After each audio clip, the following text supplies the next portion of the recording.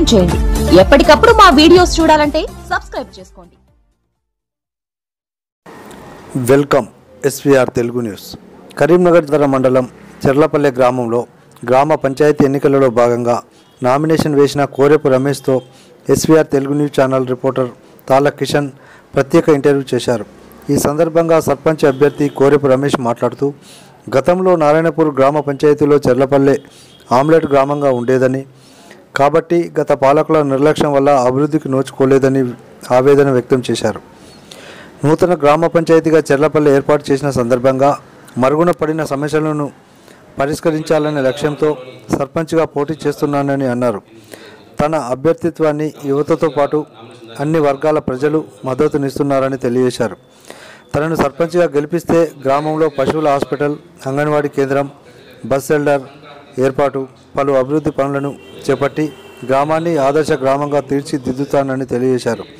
నాయకుడంటే సర్దార్ వల్లభాయ్ పటేల్ లాగా ఆదర్శంగా ప్రజల గుండెల్లో నిలిచిపోయేలా ఉంటానని తెలియజేశారు. కరీంనగర్ జిల్లా గంగారం మండలంలోని చర్లపల్లె విలేజ్లో గ్రామ సర్పంచ్గా నామినేషన్ దాఖలు చేసిన కోరెపు రమేష్ గారితో ముఖాముఖి. నమస్కారం అండి. ముందుగా ఎస్వీఆర్ ఛానల్ వారికి మరియు మా గ్రామ ప్రజలకు సంక్రాంతి శుభాకాంక్షలు. ఓకే రమేష్ గారు, మరి ఎంత చదువుకున్నారు? మీ ఊళ్ళో సమస్యలు ఏంటి? నేను ఎంసీఏ కంప్లీట్ చేశాను. మా ఊర్లో సమస్యలు అంటే మాది నారాయణపూర్ కింద ఇన్ని రోజులు ఉండే ఆమ్లెట్ విలేజ్గా ఉండేది. ఆమ్లెట్గా విలేజ్గా ఉండడంతో మా ఊరికి ఎలాంటి అభివృద్ధి పనులు జరగలేదు. ఏ ఊరిలోనైనా సీసీ రోడ్లు ఉన్నాయి, కానీ మా ఊర్లో సీసీ రోడ్లు లేవు. ఒక డ్రైనేజీ సిస్టమ్ కరెక్ట్గా లేదు. ఒకటి మినరల్ వాటర్ ప్లాంట్ లేదు.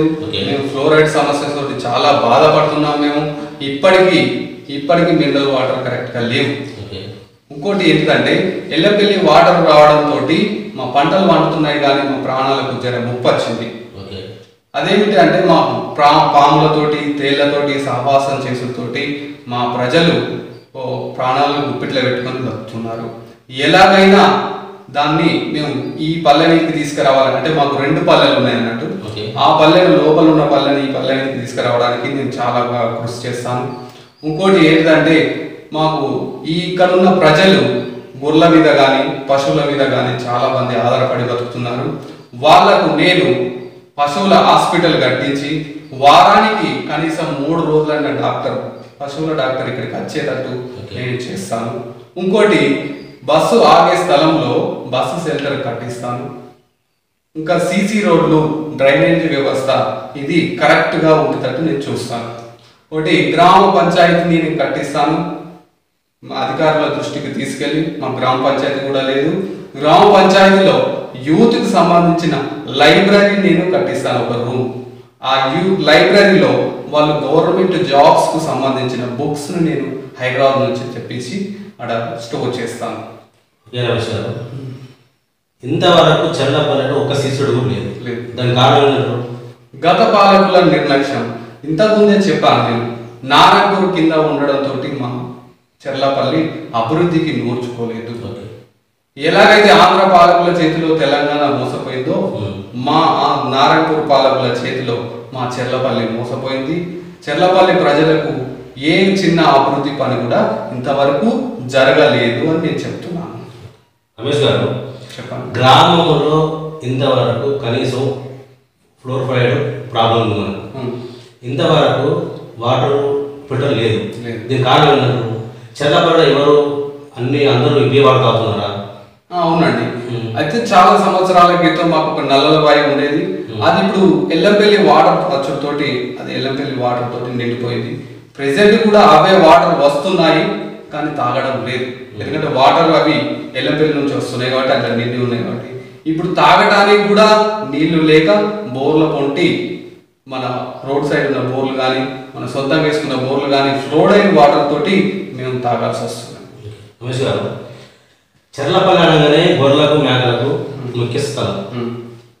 వీరికి మీరు సర్పంచ్గా గెలుపొందితే వాళ్ళకు మీరు ఏం చేద్దాం అనుకుంటున్నారు? నేను ఇందాక చెప్పాను, మా ఊరు ప్రజలు గొర్రెల మీద కానీ పశువుల మీద కానీ చాలా మంది ఆధారపడి బతుకుతున్నారు.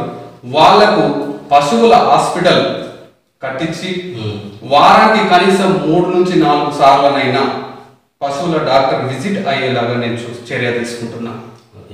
రమేష్ గారు చెప్పండి. చెర్లపల్లి గ్రామంలో ఉన్న యువత,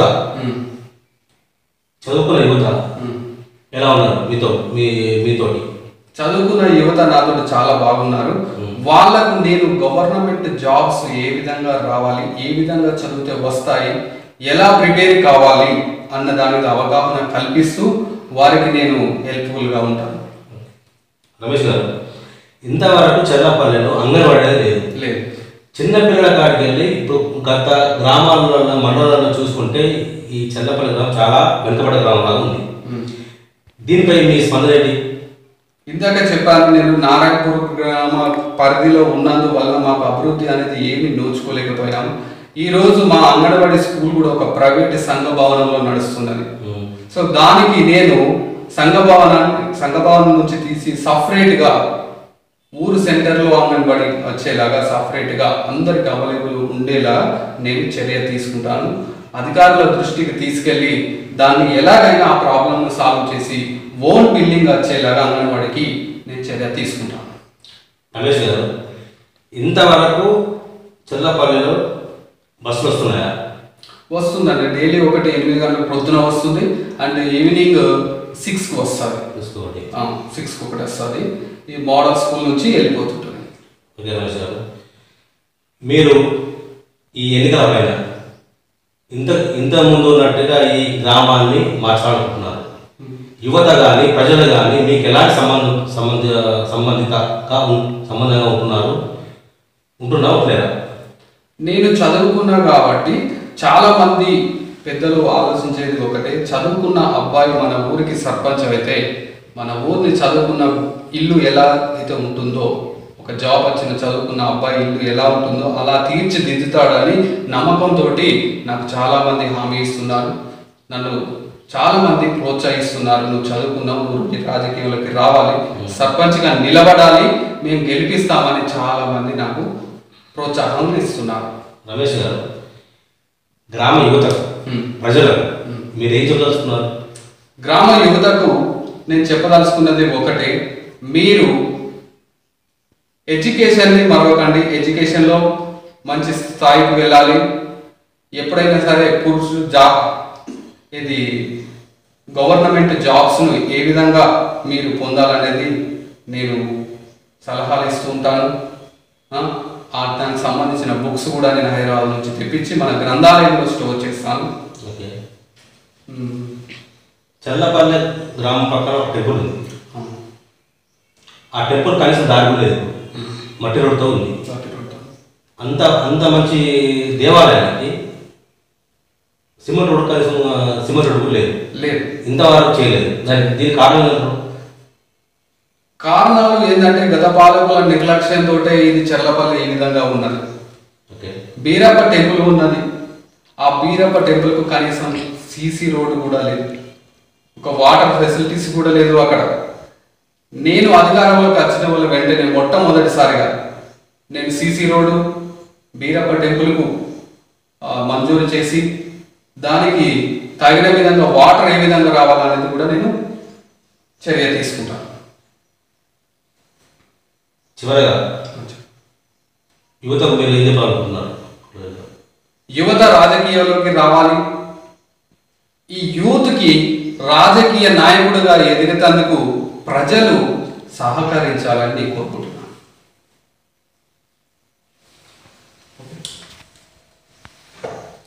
ఇది రమేష్ గారితో ముఖాముఖి. Thank you. అంటే మీ దృష్టిలో ఎలా ఉండాలి? నాయకుడు అంటే నా దృష్టిలో సమస్త భారతవారిని ఏకం చేసిన సర్దార్ వల్లభాయ్ పటేల్ లాగా ఉండాలి. ఇంకా చెప్పాలంటే 1000 మందిలో ఒకటిగా ఉంటూ 1000 మందికి వెలుతురునిచ్చే సూర్యుడిలాగా ఉండాలి.